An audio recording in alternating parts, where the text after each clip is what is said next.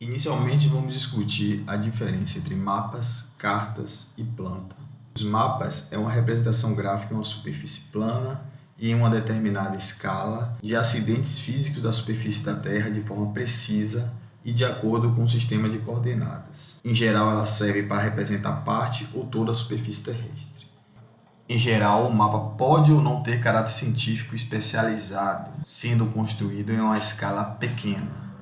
Já as cartas são representações planas da superfície da Terra, subdivididas em folhas de forma sistemática, obedecendo um padrão nacional ou internacional. É esse critério que o difere dos mapas. Em geral, é uma representação precisa da Terra, que possibilita a medição de distâncias, direções e áreas e a localização de pontos.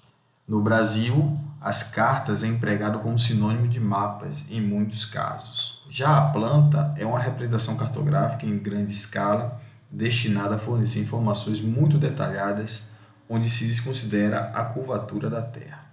As figuras mostram um mapa geológico do estado do Ceará, na escala de 1 para 500 mil, e uma carta geológica do município Cícero Dantas, na Bahia, na escala de 1 para 100 mil.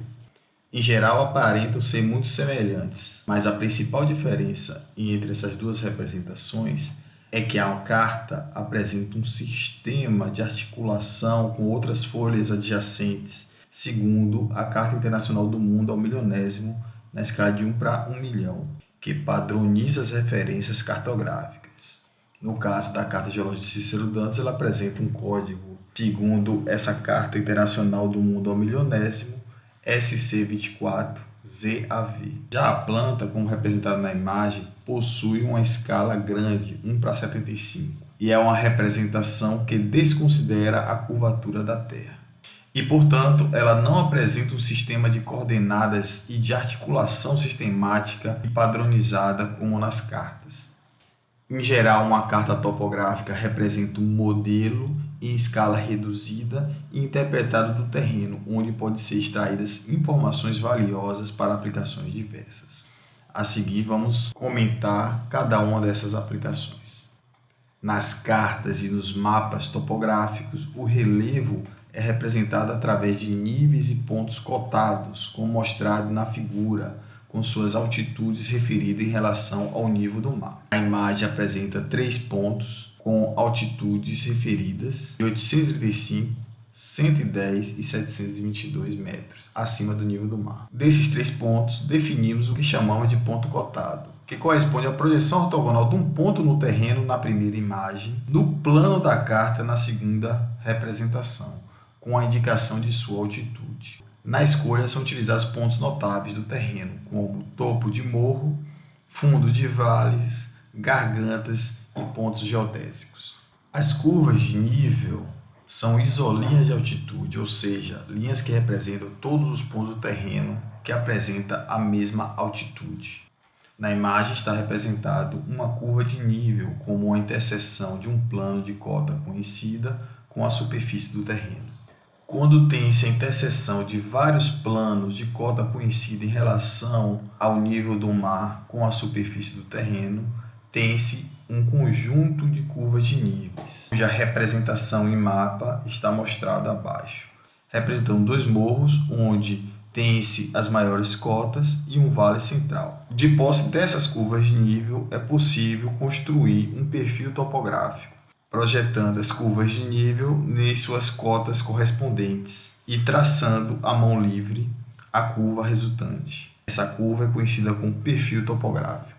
Outro parâmetro importante nos mapas topográficos é a equidistância vertical, que corresponde à separação vertical entre curvas de níveis consecutivas.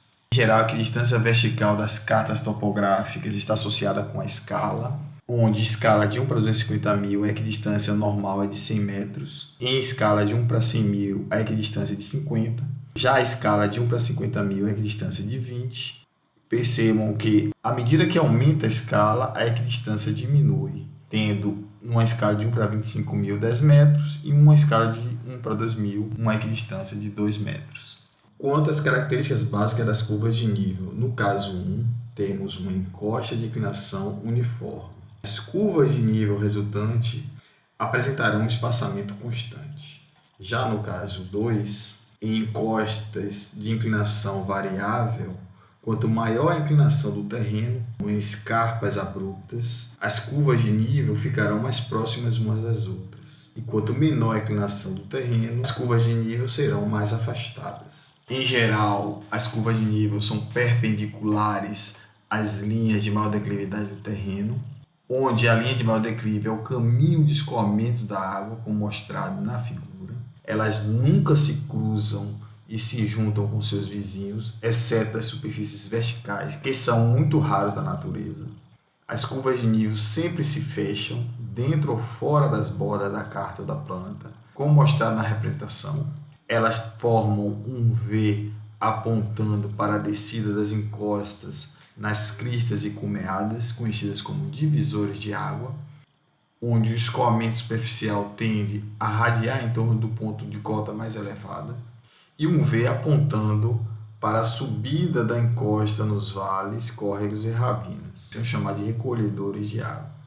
Em geral, as curvas de nível cruzam os cursos d'água em forma de V, com o vértice sempre apontando para a nascente, e formam M nas confluências de dois rios. Como a síntese das características básicas da curva de nível, temos no exemplo 1 curvas separadas igualmente espaçadas, representando um relevo de inclinação gradual, curvas mais próximas e igualmente espaçadas, representando uma inclinação mais abrupta, curvas muito próximas, representando escarpas, curvas fechadas e concêntricas, com o maior ponto cotado no centro, representando cumes, vale fluvial, com as curvas de nível formando vales em V, e vales glacial, com as curvas de nível formando vales em U.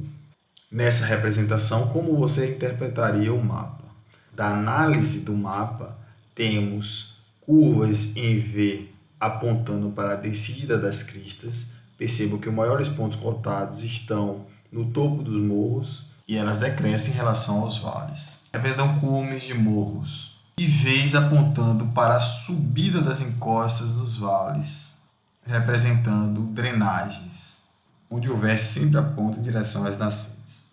Portanto, o conhecimento das características das curvas de nível é muito importante não somente para o processo de construí-las nos mapas, mas também para interpretar e identificar feições geográficas e morfológicas do terreno, tais como forma de relevo, delimitação de bacias hidrográficas, determinação do escoamento superficial, etc.